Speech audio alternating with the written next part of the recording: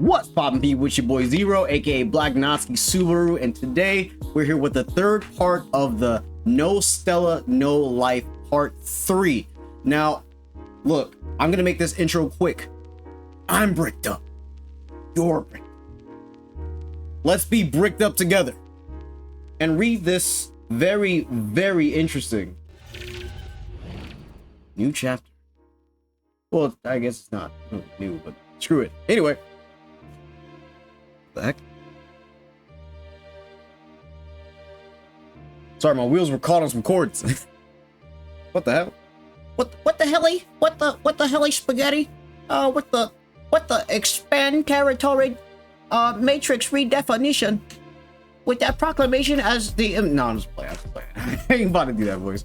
All right, so with that proclamation as an impetus, the rules of the world were rewritten around Aldebaran. Ordinarily, the world would not permit any usage that did not abide by its fixed rules. Objects fell from up to down. Sound could be heard but not seen. Hot things felt hot. Cold things felt cold. The color of blood was red most of the time, and a life once lost could never return. These were defined as unspeakable rules for the stable operation of the world. However, witch factors take those established laws and bend them to the will of their possessor. Truly, a refutation of the world desiring stability. To be frank, it is fruit born of pestering. Pestering? From the pestering of Odd Lagna. It must be quite unbearable, yes? Having poured in time and intent to forge those laws, only for them to be bottled over by an extremely small number of mutational variations of the whims of distorted human nature. Supposing I were to go through that same hardship, then what? I would end up wanting to investigate just what sort of intentions brought about such actions, the reasons and objectives behind it all.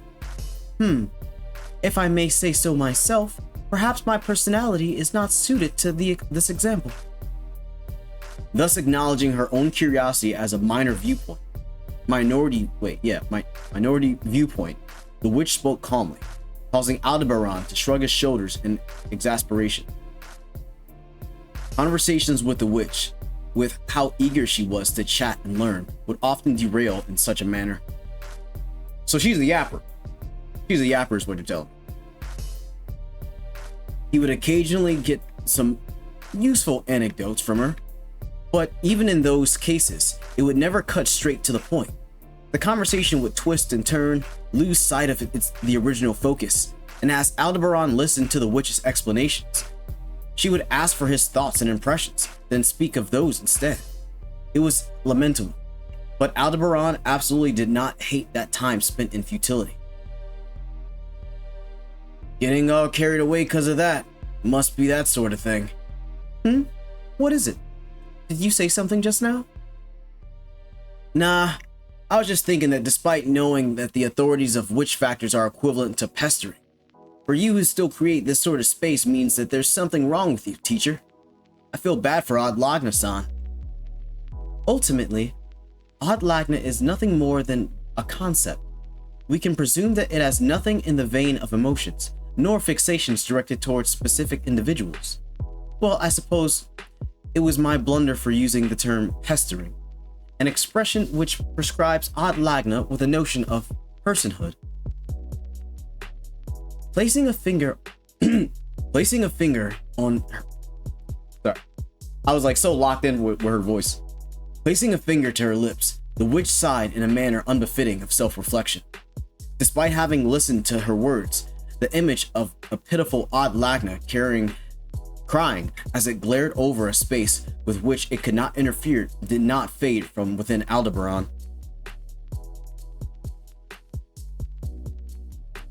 In reality, the act of producing another world within the world was something that could only be performed by an extraordinary being like a witch. And the thing that made a witch was an authority. No, it was a key by which an authority was manifested, a witch factor. for the witch in question without showing any diffidence to not recognize humanity within Odd Lagna. Regardless of whether or not it was a conceptual entity, made him want to at least hold out a handkerchief for it to wipe its tears with. Be that as it may. Just like teacher, I'm part of the side doing the pestering. Thinking of the authority in his possession, Aldebaran sighed as he scratched the back of his neck. From Odd Lagna's perspective, while it went without saying for the witch who ran counter to the rules it had laid out, the one being tortured by that witch, tutored by the witch, Aldebaran, would have also been considered an indisputable anarchist. No matter what Aldebaran could have said to it, it would have only ever seemed like he was trying to deceive it. For Aldebaran, acquiring his authority had been a matter he had no say in. So he wished to be given a break from being glared at by Odd Lagna, the very will of the world itself. Interesting.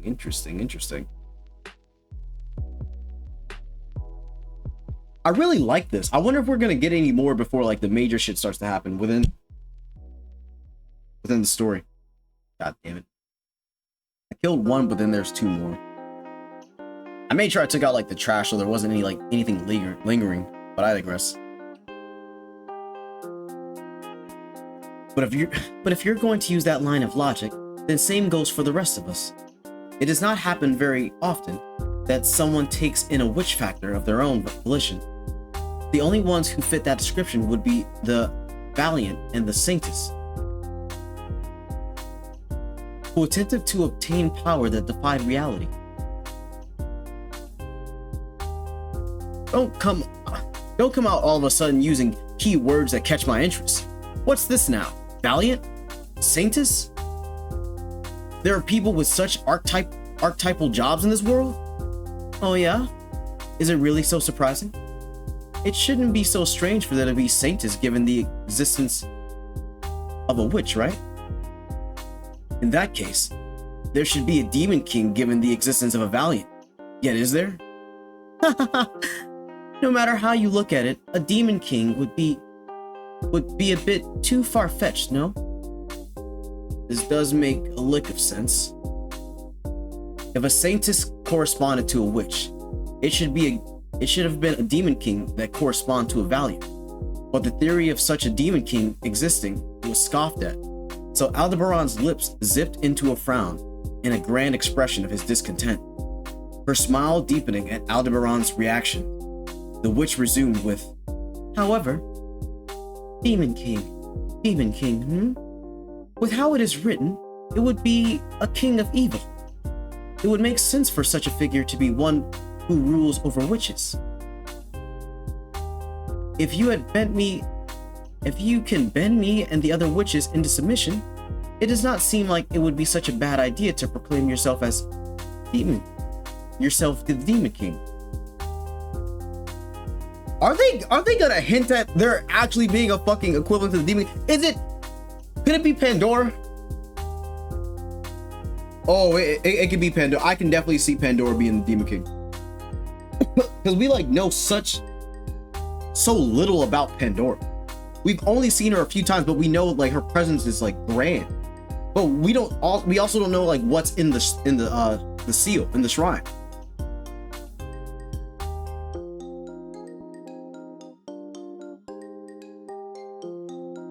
God, I love the mystery in this shit.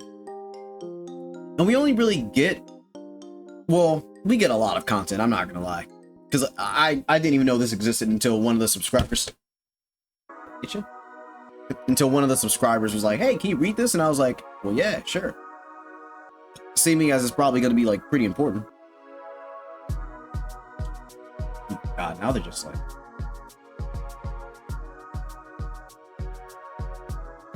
Anyway, sorry, chat.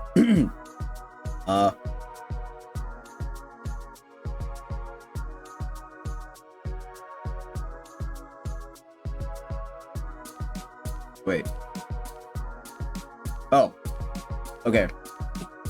Well, to make the teacher and the others serve me would certainly be a pretty picture, sight out of a man's dreams. As long as I just close my eyes to the impossibility of such a thing. Impossible, is it? I believe otherwise. The moment her quiet voice spoke out those words, Aldebaran froze still.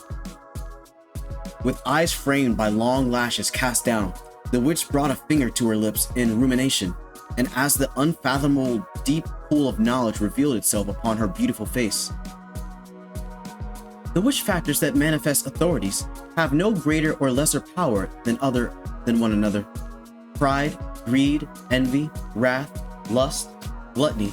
There is no inherent superiority or inferiority among them, which holds true even for the abilities of any given authority. Though there are some that become obstreperous when tied to the strength of the user, like in the case of Sakment's authority. Ah, yeah. She was like the strongest witch in generations, right? There was no doubt about that evaluation. But then again, Sakment had major shortcomings outside of her strength, which could be taken advantage of. Perhaps because her lineage as a giant, she was sloppy in many things. Did I know that? Sakment was a giant? Bro, Donnie Mommy Sakment, a freaking giant, bro? Hey, yo, come on now. Come on now. Dude, she's already bad. You're making it better for us, for the fans. Now we can canonically just draw her tall as shit. But I digress. That summarization of yours was just as sloppy. By the way, about your authority, teacher. It is an uninteresting authority. Through past, present, and future, I can view any event I wish to. It is truly monotonous. I spoke of witch factors as pestering ad lagna, but this cannot be perceived as anything but clear pestering towards myself.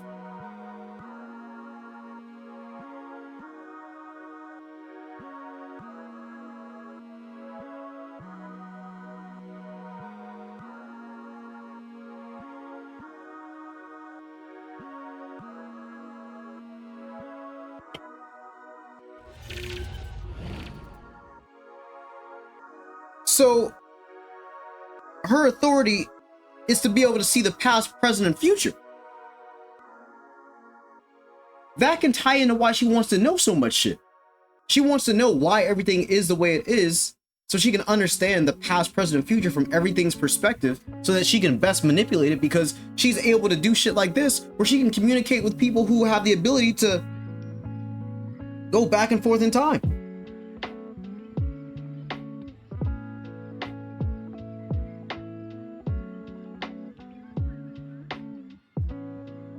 That's crazy fucking work. That's crazy work. We are getting some interesting shit. It's an uninteresting authority. Through past, present, and future, I can view any event I wish to. Dude.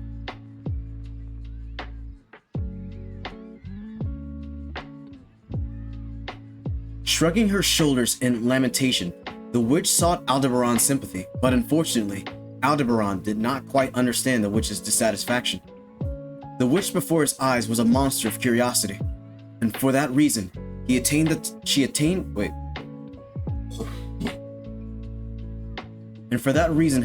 title of the Witch of Greed. The explanation of her authority just now could only have been seen as fitting for the witch who was chosen by the witch factor of greed due to her intense thirst for knowledge.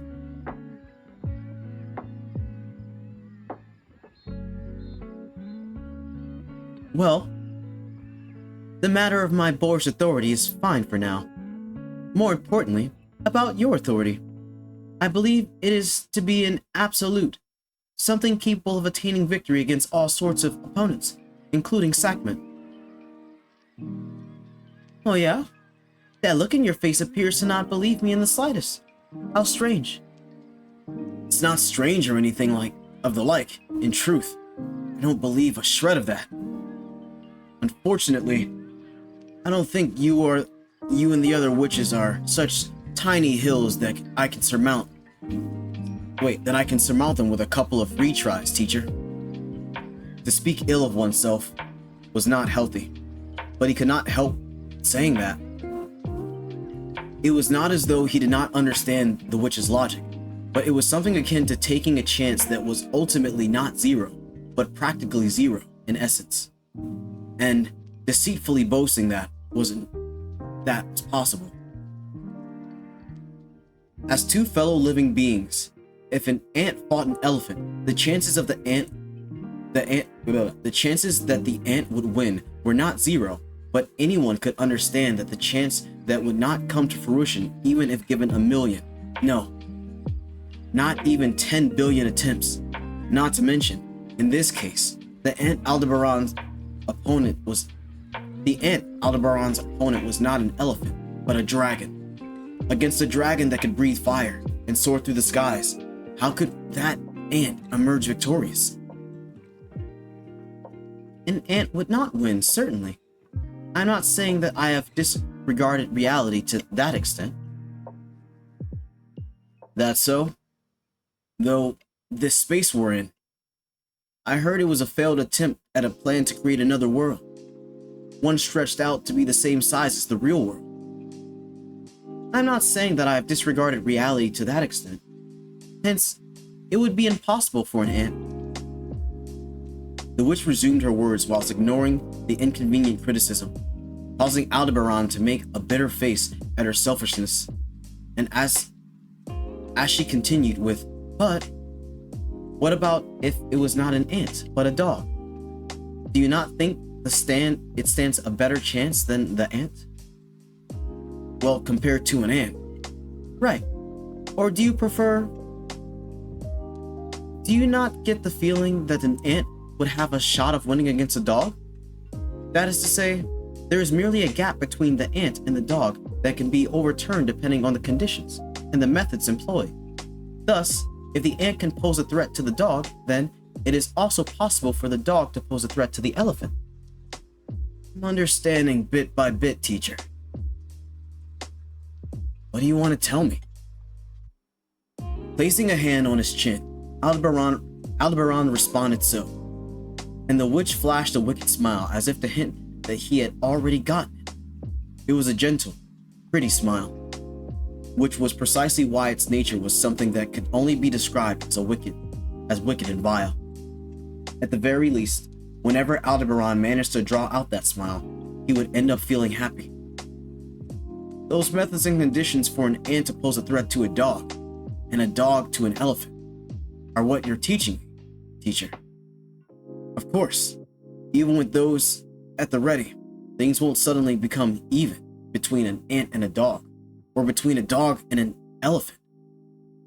But if the chance nearing zero could be made into one, you possess the method of turning that one into the very first one after accumulating numerous defeats.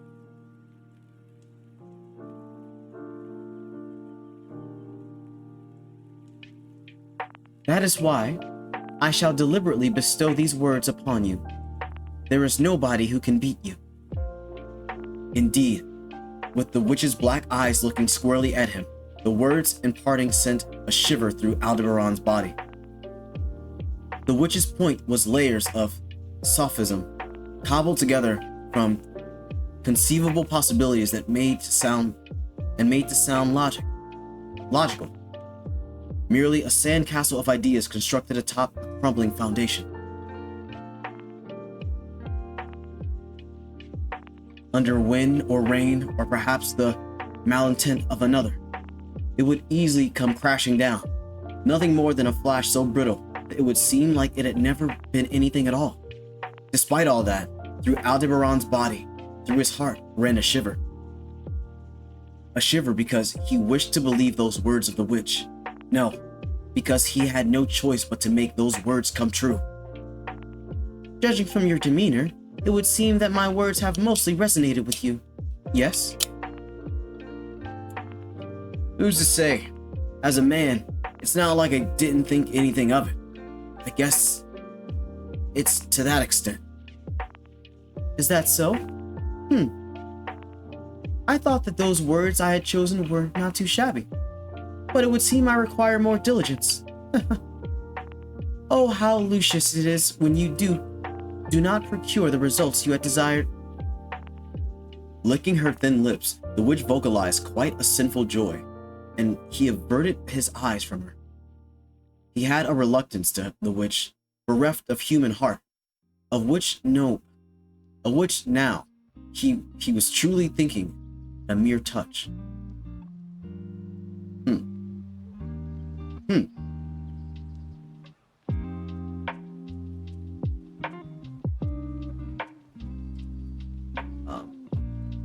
Where am I? Okay. Hence, Aldebaran would deliberately alter the direction of the conversation from what it had been a moment prior. By the way, this is completely unrelated, but why are they called witch factors? From what you say, teacher, it's not as though authorities can only emerge in women. Yeah? There are other guys like me? Ah. Has that piqued your interest?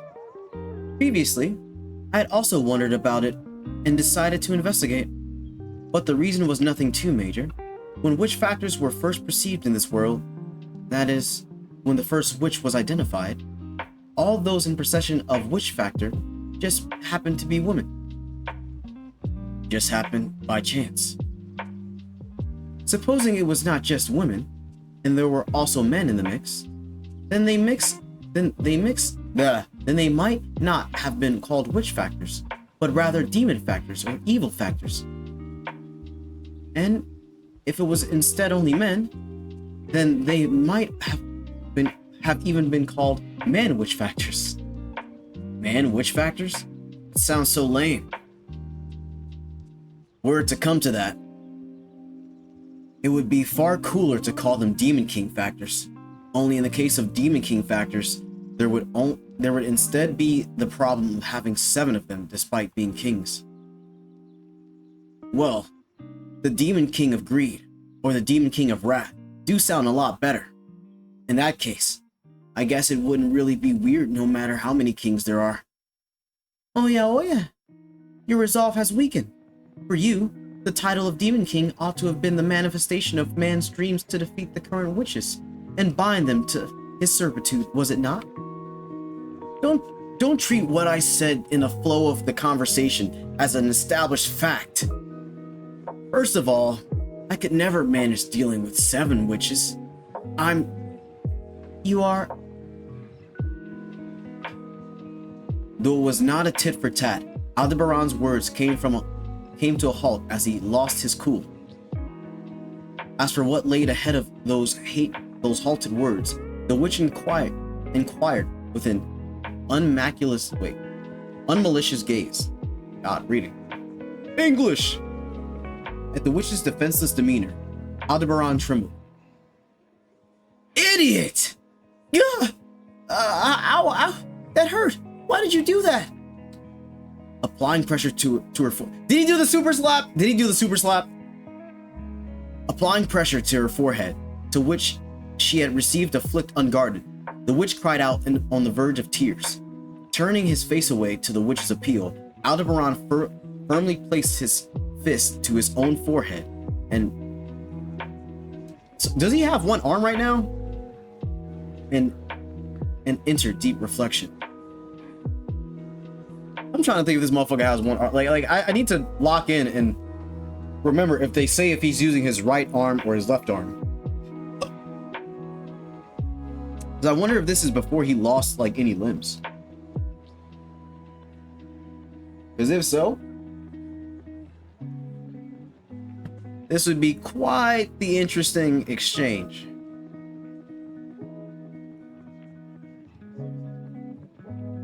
One moment, chat.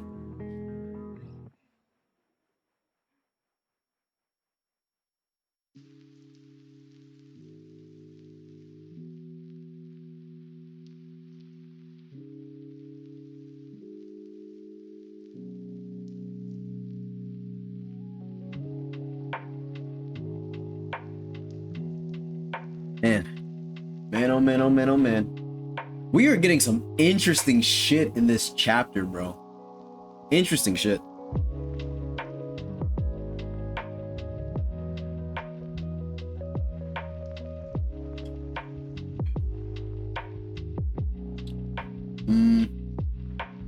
Turning his face away at the witch's appeal, Aldebaran firmly placed his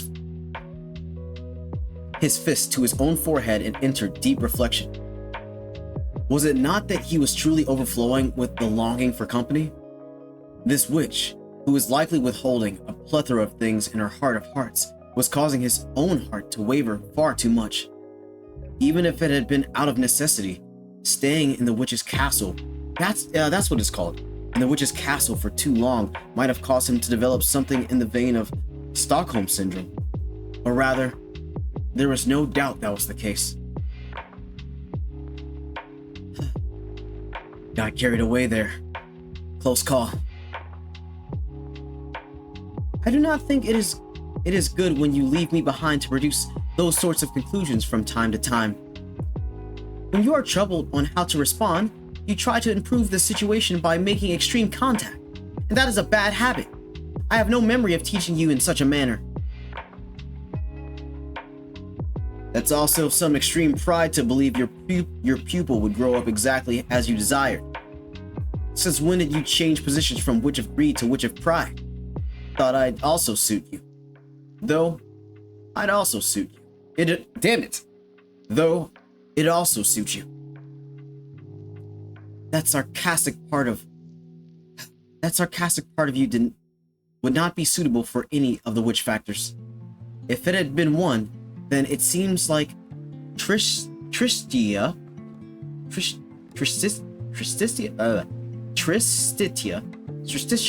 would be most fitting. What the fuck? How about that? Do you feel displeasure? What the hell does that mean? Rather than displeasure. I'm just surprised you mentioned a witch factor I had no idea about. Huh?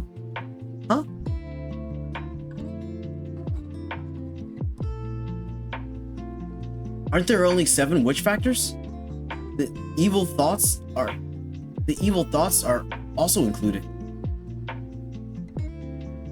Hearing the reverberation of Tristitia that a witch had played as a trump card, Aldebaran received a shock that the witch factors he believed to be based on the 7 deadly sins were actually modeled after the original 8 evil thoughts. Let me look this up real quick. Oh, whoa! No, that's not what I meant to click on. Shit. Damn it. I did not want to click on that at all.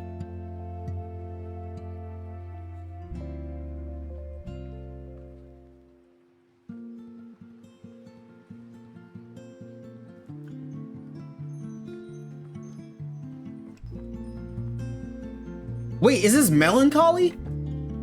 How do you say this word?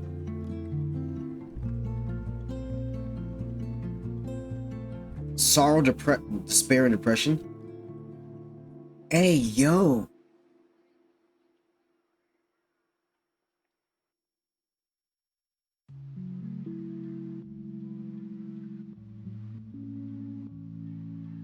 What?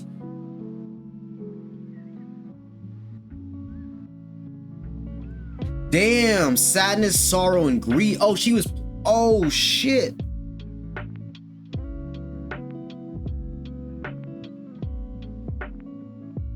Let me see how to pronounce this.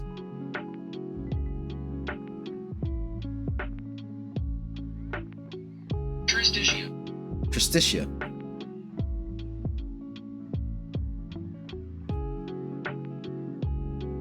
Tristitia. Interesting. Ooh. Okay, let's keep it going.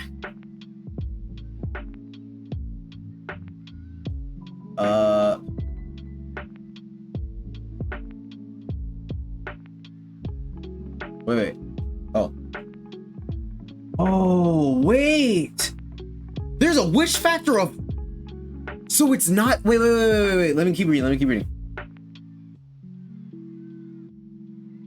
Oh, shit. I gotta write this down.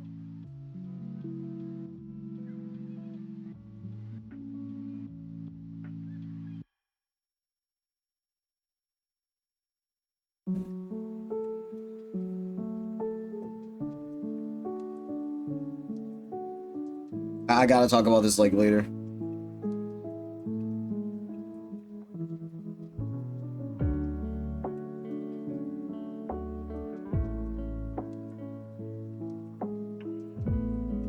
See, that would explain how people like Klein are perceived to have an authority of some sort. This shit's fucking peak. This shit's peak. Like the world building, like, God damn it. The fucking power system is interesting as fuck. Okay. I'm surprised that you mentioned a witch factor I had no idea about. Huh? Aren't there only 7 witch factors? The evil thoughts are also included? And this is showing you how intelligent Aldebaran is, which is showing it could also be Subaru. Because like Subaru has like a lot of like knowledge of like Latin words and like I guess like not mythology necessarily, but Subaru is known to be very knowledgeable about Latin. Very knowledgeable. It's Subaru. It's a different Subaru. Damn, dude. This is just confirming it. It's all but confirmed. Like it's Subaru. Damn. Because only he would know that. Only he would know that. Hearing the reverberation of Tristitia that the witch had played as a trump card, Aldebaran received a shock that the witch factors he believed to be based on the 7 deadly sins were actually modeled after the original 8 evil thoughts. That instant, the witch blinked her eyes and muttered a faint oops. Well then, let us once again delve into the details of your authority's abilities. The phenomenon which occurred in the midst of the trial the other day, where the subjectivity of your territory was reversed. I would like to propose that we define those as victim and aggressor of the territory. But wait. Don't pull the wool over my eyes like that. But it is exceedingly important to thoroughly analyze events that have transpired and give names to that things can be easily classified. You must not neglect these things. Sure then, we can call it the victim and aggressor of the territory. More importantly, the evil thoughts. Unexpectedly, she was zooming through an aspect of his authority so fast that she would leave behind a trail. But Aldebaran halted the witch and pressed her for details. Ultimately, Aldebaran's objective lay in envy, but he had no idea what sort of irregularities might occur. He wished to avoid lacking knowledge for anything pertaining to witch factors. Answer. If there's Tristitia, then is there also Vangloria?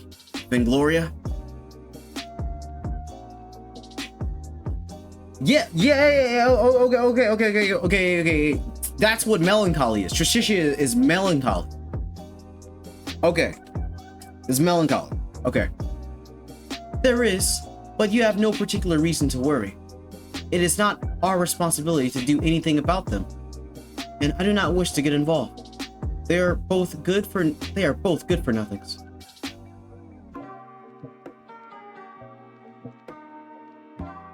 What?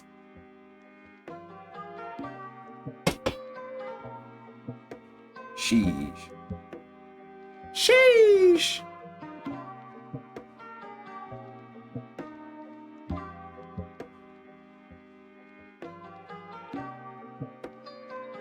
Damn.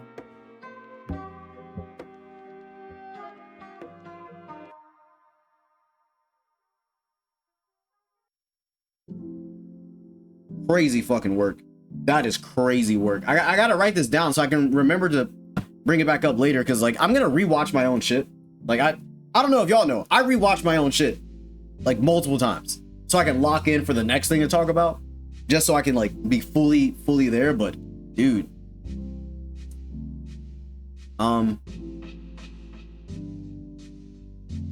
That ought to be a given since nobody who's taking in a witch factor is a decent person. They were especially good for nothing. We were all discovered by our witch factors to become witches, whereas those two are different. They took in witch factors of their own volition. Pure appearance, aberrants, reduced to witch and warlock.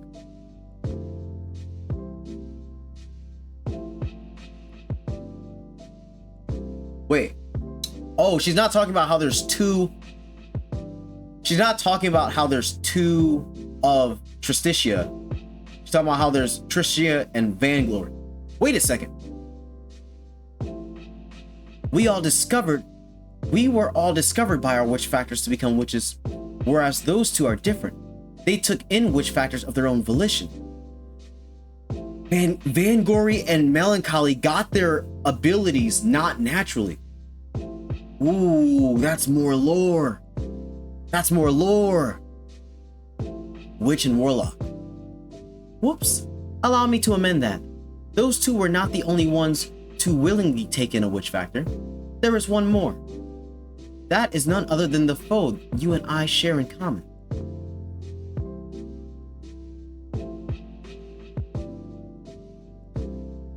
The witches.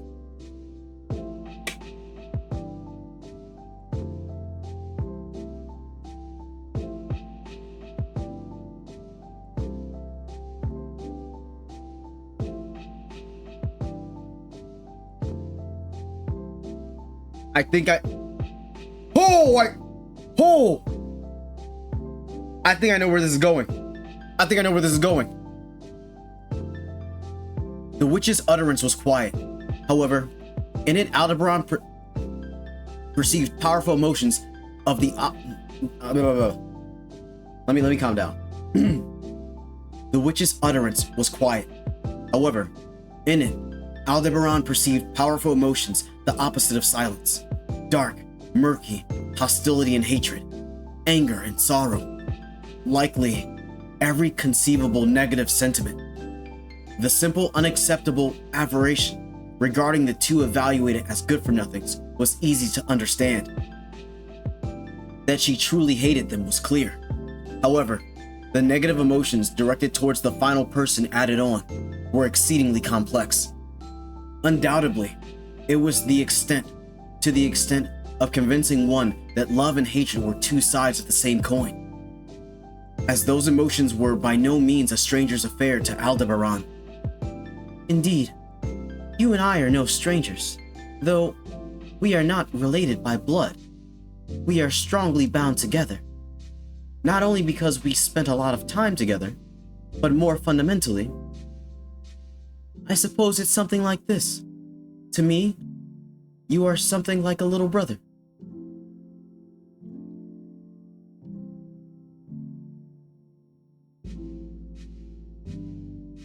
Hey, yo! That expression. What's the matter? Nah, I was just considering the age gap. Older sister?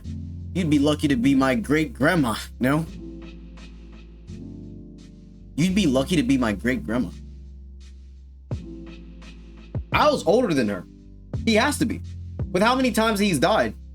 His age, like, the age of his soul has to be older than 400 years. I would think so. Every single type of magic, or at least like four types times 10k, so like at least 40k. I don't know how long it takes for each death to happen, but let's say it takes seconds because it's a fucking witch. You know, I'm not gonna get into the math. I'm not a maths guy. Anyway, I don't be mathing. On top of that extremely unpleasant sense of age, you have gone and instantly made us feel like strangers.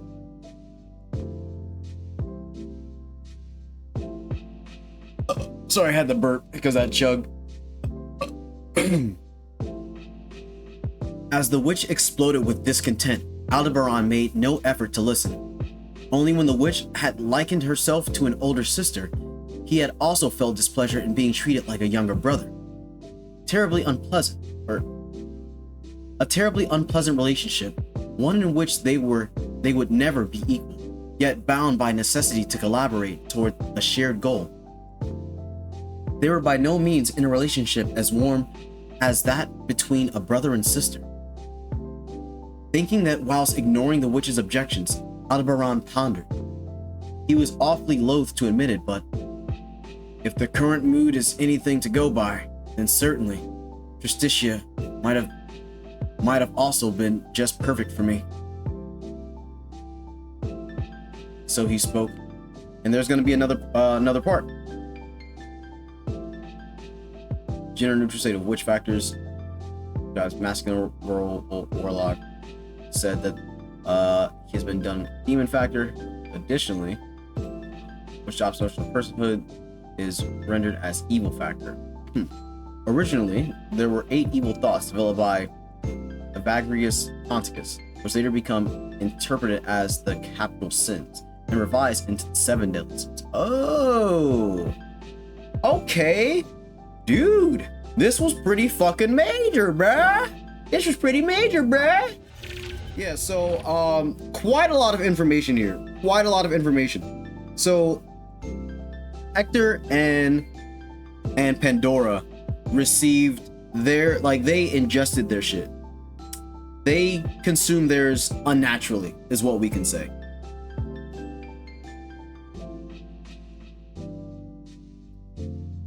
I don't know if this has been confirmed, if I missed something in a side story, but we perceive melancholy to be like not necessarily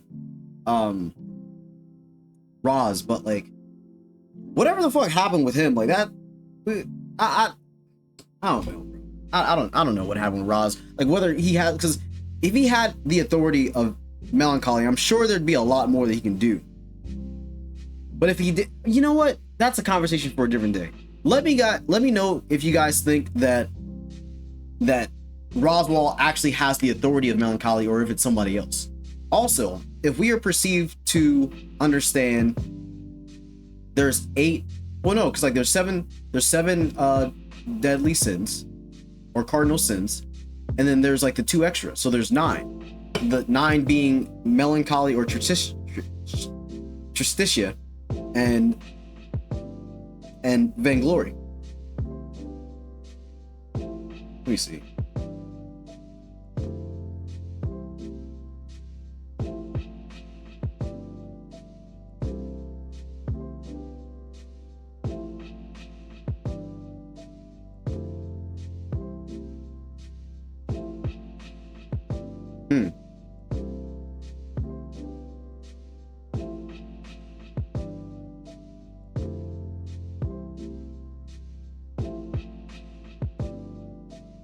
Vanity, inflated pride of oneself, because like I guess you would combine vanity with pride, but if the seat of pride isn't currently taken, supposedly,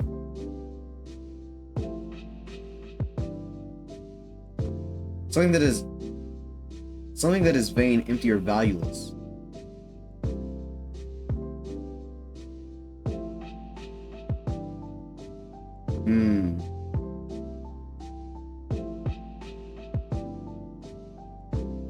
People often turn to the dictionary in search of the minute and subtle differences between the 2 similar words, being vainglory or vanity and pride. The closely related duo of vanity and pride, which overlap significantly in some respects yet differ in others. Offer one such example. Putting aside such uses as pride referring to a company of lions and vanity meaning a dressing table, each of these words may refer to a state of excessive self-esteem. However, pride may also signify a feeling of satisfaction or happiness, either in oneself or on behalf of others, based on something that is well done. Vanity is unlikely to be used in this manner. For a well-worded explanation of this distinction might look at Jane Austen's Pride and Prejudice, in which the character Mary opines, vanity and pride are different things, though the words are often used synonymously. A person may be proud of something, being vain. Pride relates more to your opinion, to our opinion of ourselves. Vanity is what we would have others think of. Ooh. This shit's peak. This shit's peak. All right, so I'm not gonna hold you guys. This was amazing, dude. Drop how you guys felt about this chapter in the comments. Let me know how you guys felt about it. Let me know, like, if you guys have any ongoing theories, like if you guys have any interpretations of anything that was said during this chapter reading. Just drop it in the comments. I'm gonna respond to everything, and I'd love to be more informed. And who knows, maybe I'll make a video where I cover you guys' topics that you know pull up in the comments. It's just a matter of like that interaction, that engagement. I'm literally only making this because a subscriber wanted it, or I would hope that they're subscribed, they're watching the content, but somebody commented and said, hey, you should read this. Dude, for the past 2 hours, I've just been reading this. So before chapter 24, I'm about to read 24 after this.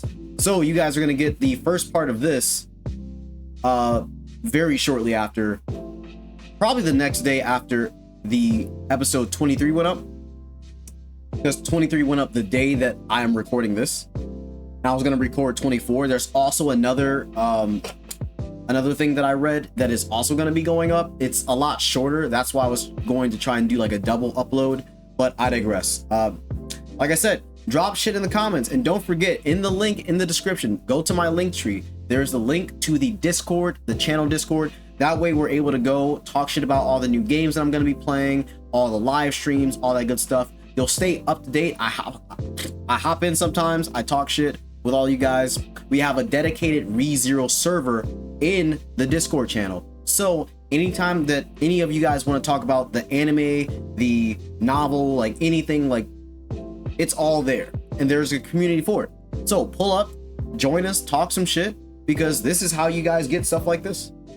But either way, this has been your boy Zero, aka Black Natsuki Subaru. I'm gonna catch y'all on the next one. Until next time, peace.